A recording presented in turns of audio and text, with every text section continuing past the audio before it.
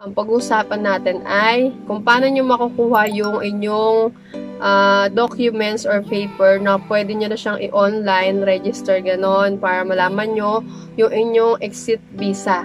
Yan.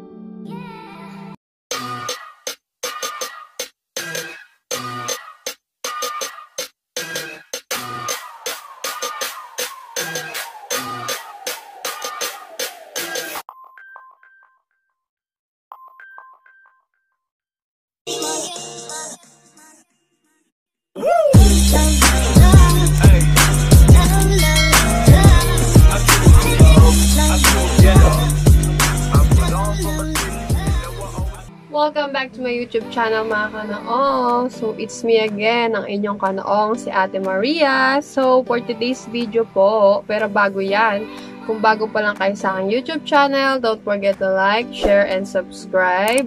And please do follow na rin po ang ating FB page. Ayan po, makikita nyo po yung link niyan kasi dyan po kayo magda-direct message sa akin kung meron kayong mga katanungan or magpapad kayo sa GC. So, dyan nyo po ako, dyan nyo lang ako i-direct message. Yan, PM nyo po ako dyan mga sis. So, nakita nyo yung mga ugat ko, nagagalit na yan. Ano yan, ugat yan na masisipag yan. Bakas na masisipag. Isang on-call cleaner, ganun. So, for today's video mga sis, ay na nga, meron akong ginawang video na isang vlog na diyan sa aking mga videos, makikita nyo about sa mga DH na galing ex-abroad na siya sa 6 na bansa. Yan, sa Saudi, sa Dubai, Kuwait, UAE, Oman, tsaka sa Qatar. Ayan po. Yan, kung ex-abroad kayo, yung video na yon ginawa ko yon kasi para ma-aware kayo kung ano yung mga requirements or documents na dadalhin nyo kailangan pa uwi, na kailangan nyo i-request sa inyong mga amo before kayo ma-end ng inyong kontrata. Ayan. Yan po, kailangan nyong humingi nung, sa vlog ko na yon, malalaman nyo kung ano yung mga needs nyo. Kailangan nyo pong hingiin o request sa inyong mga amo kasi, yun nga, gawa na kung gusto nyo maging isang on-call cleaner, diba, dahil ang DH ay napakahirap talaga. Alam naman natin yan, diba, swerte yan lang talaga sa amo. So, may ginawa akong vlog dyan kung ano yung mga kailangan nyong hingiin sa amo nyo. Na huwag nyo kakalimutan, kailangan nyo yun. Kasi karamihan ngayon sa mga agency, once na mag-apply kayo as on-call cleaner at especially kung ex-abroad kayo, hihingian kayo ng mga yon. Yung NOC, yan, pagka sa Saudi, NOC, ikama ID number or yung ID nyo. So, kailangan talaga na, ulitin ko lang ulit dito ha, kailangan talaga na meron kayong picture nun. Kahit nakuhaan nyo lang, yun yung importante. Basta back to back, basta nandun yung ID number ng ikama nyo. Then, yung NOC, yun nga, yung No Objection Certificate, yan. So, yun, yung number 2. Then, yung number 3, yun nga, yung exit paper or exit visa paper, yan. Laging nabubulol si Maria. Then, kung galing naman kayo sa Oman, sa Qatar, sa UAE, sa Bahrain, and then sa, ano ba hindi ko nasabi, sa Kuwait, yan, yung 5 yan. Ang kailangan nyo lang is COE, Certificate of Employment lang. So, yun lang mga sis. So, ito, kung nahihirapan kayo, itong video na gagawin natin na to is, kasi karamihan ngayon nahihirapan, hindi nga nila nakuha yan or na-request yan o binigay ng amo nila before sa pinapasukan nila. So, itong video na to is para lang sa mga babalik sa Saudi Arabia. Ayan. Pero dapat, syempre, diba, kung babalik ka sa Saudi, dapat hindi ka na-abandon. Yan, malinis yung iyong naging finish contract ka, wala kang ginawang kasalanan para makapasok ka ulit doon sa Saudi. So, ito yung mga problema palagi sa GC namin. Kaya kung gusto ko siya gawan ng vlog para ma-share, para ma-share ko siya sa inyo. Yan. So, pag bumabanggit ako ng R, kala mo maarte, no? So, yun, never mind. Ayan na nga yung R na yun. Galit na grr. Tapos, yun, mga sis, i-share ko siya sa inyo kasi ang daming sa GC yan yung problema, naawa talaga ako sa kanila. So, ang importante talaga dito para makuha natin at para malaman nyo yung exit visa nyo. Yan, kung hindi man binigay ng amo nyo, pwede nyo siya i-save sa inyong cellphone. Bago kayo umalis sa Saudi or kahit na dito na kayo sa Pinas, Or kahit pagdating nyo na sa Pinas, madidetect nyo pa yan, matitrace nyo pa yan. Kasi, ano pa naman yun eh, siguro meron pa naman yun, hindi pa naman yung agad-agad mabubura, ganun. Pero maganda kung nakuha nyo na yung ID number nyo sa ICAMA, dun pa lang, before pa lang ng flight nyo, dapat ma-login nyo na dito sa ibibigay kong link yung inyong para makuha nyo or ma-picturean nyo, ma-save nyo agad sa cellphone nyo, then dito nyo na lang sa Pilipinas i-print para meron kayong documents na hawak. Yung, ito nga, ano nga ba yun, di ba? Yung link na to, yung ituturo ko sa inyong link na to, kung paano nyo makukuha yung, ang pag-usapan natin ay, kung paano nyo makukuha yung inyong documents or paper na pwede nyo na siyang i-online, register, ganon, para malaman nyo yung inyong exit visa. Yan. Documents, yung papel, pwede nyo i-print, i-save sa cellphone. Yan, once na nakapag-login na kayo. So, yun mga kanoo, ito kasi 'di ba kadalasan pag end contract ka na, walang binibigay mga madam nyo na ganyan. Yun yung napakalaking problema talaga. Kasi sa iba namang agency, kaya ako 'to sinasabi, kasi karamihan ayan ang hinahanap, pero sa iba dito sa Pilipinas, hindi na nila hinahanap 'yan. Kaya para advance na rin kayo, yan sinashare ko na sa inyo. So, ayun mga kanoon, ito yon, ito yung Mukwim na yan. Basa ko dyan kung ano, Mukwim. Yan, Mukwim na yan. Itong link na to, ayan, makikita nyo dyan sa baba. Ang link na yan, ilalagay ko yan sa description box para i-click nyo na lang doon, pindutin nyo na lang, tapos mag-login na kayo agad kung kailangan nyo na makuha or ma-picturean or ma-save at ma-print na once na nandito kayo na kayo sa Pilipinas para may kopya na kayo kapag hiningi na sa inyo ng agency nyo.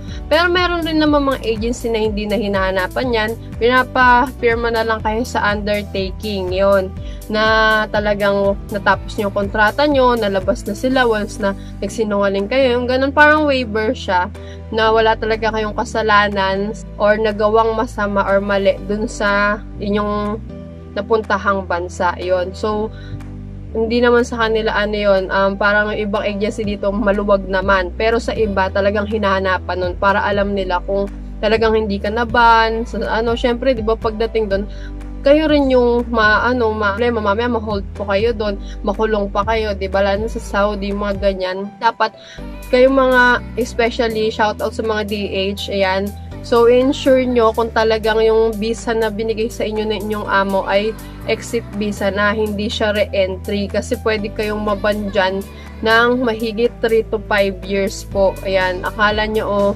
okay lang ganyan. Pero paano nga kung maisipan nyo na bumalik na sa Saudi, diba? So, ayan yung problema.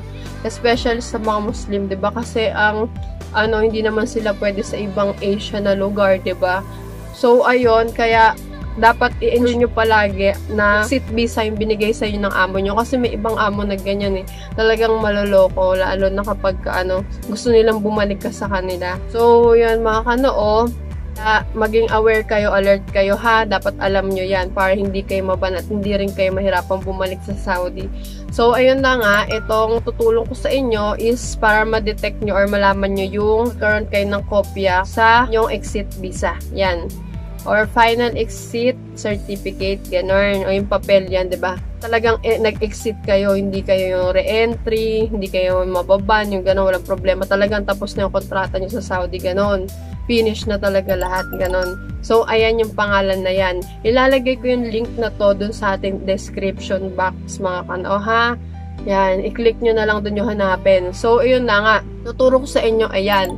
Yung step by step na yan. Yung number 1 muna, syempre, pipindutin mo yung link. 'Di ba? Number 1, step by step. Pindutin natin yung link. Yung link nga, yung sinasabi ko sa inyo, nilagay ko na dyan sa description box. Ayan. Puntahan nyo yan. Then, pag okay na, at yan na, nakita nyo na yung link, pindutin nyo, tas okay na, 'di ba? Then, yung step 2, mga sis, yan mga kanoo, punta kayo sa, ICAMA number. Yan, yung ganyan. Step 2, ICAMA number. Punta ka sa ICAMA number, yan. I-click nyo yung ICAMA number, hindi yung isa ha. ICAMA number yung kailangan nyo pindutin, click. Then, yung step 3 natin, mga sis, ayan. Ayan yung step 3. 'di ba may nakalagay na ikama number. So ita-type mo doon, kaya importante lagi ko sinasabi sa inyo is alam nyo yung ikama number nyo. Kaya kailangan, kasi mga ibang madam dyan, 'di ba, alam naman natin especially sa DH, hindi nila minsan talagang as in di na nila hawakan yung ikama nila, 'di ba? Hindi talaga sila lumalabas, gano'n, nasa amo lang talaga nila yung ikama nila. Yung mga ganyan siguristang amo. So, kapag ganon, alam nyo na, pwedeng na, paalam nyo lang sa madam nyo, lambingin nyo siya na ganyan. Kasi, yun yung importante. Kailangan, alam nyo rin yan at may picture kayo. Kasi, ayan talaga yung number 1 na problema ng mga nasa GC namin at saka iba pang DH na gustong bumalik sa Saudi. Ayan. Dahil gusto nga nila na hindi na mag-DH dahil alam naman natin yung hirap na boy ng DH. Gusto na lang nila maging isang on-call cleaner, 'di ba? Sobrang laki ng advantage, 'di ba, mga kanoo? So, yun. Kaya kailangan diskartehan nyo or magmakaawa kay madam kahit picturean nyo lang ganun, back to back, ganun, 'di ba? O kaya, 'di ba, mayaman naman sila madam, may mga printer sila, kahit photocopy nyo lang mabilis ganun. Meron kayong kopya ng ikama ID nyo. So, yun yung number 3 na step. Lagay nyo yung ikama number nyo dyan. Yan. Then, yung number 4 step natin is, number 4 natin yung passport number. Then, yung i-click nyo dun kasi may mga pagpipilian dyan. Then, step 5, yan, ilagay nyo yung passport number nyo. Ayan, mga sis, ha? But alam nyo rin passport number nyo, di ba? So, para on flight nyo, 2 to 3 days before ng flight, di ba? Na set up nyo na yon, napunta nyo na yung link na yan. Then, kasi iba madam, di binibigay yung exit visa.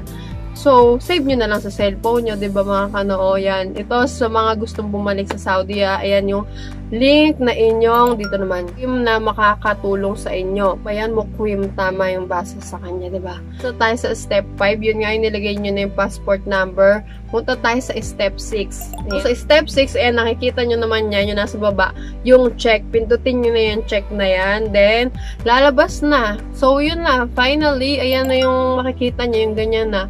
Yung inyong final exit, kung meron na kayong visa for final exit, for entry na visa, yan, dyan yung makikita. Dyan yung ma-i-check.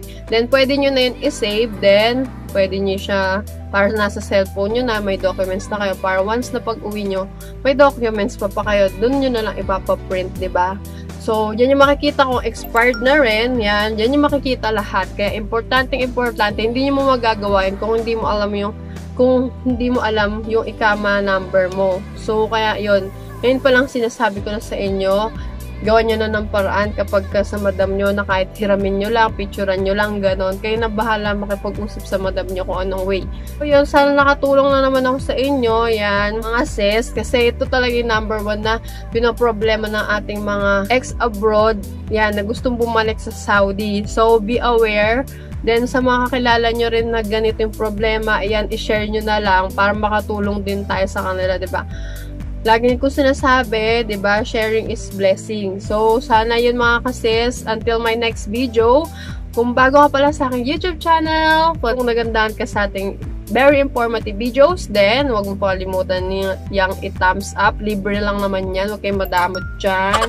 Ganon. Tapos, i-hit nyo yung bell button. Ayan, lagi nyo akong i-subscribe, lalo na kung bago pa, para kakalembang yung bell. Then, manonotify kayo palagi kapag kami mga informative videos tayong in-upload. So, please do follow my FB page, mga sis. Ayan, dyan nyo ako i-message, diba?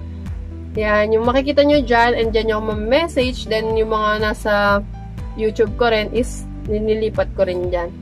So, until my next video, mga kanoo, sana nakatulong na naman ako. Bye! See ya! God bless!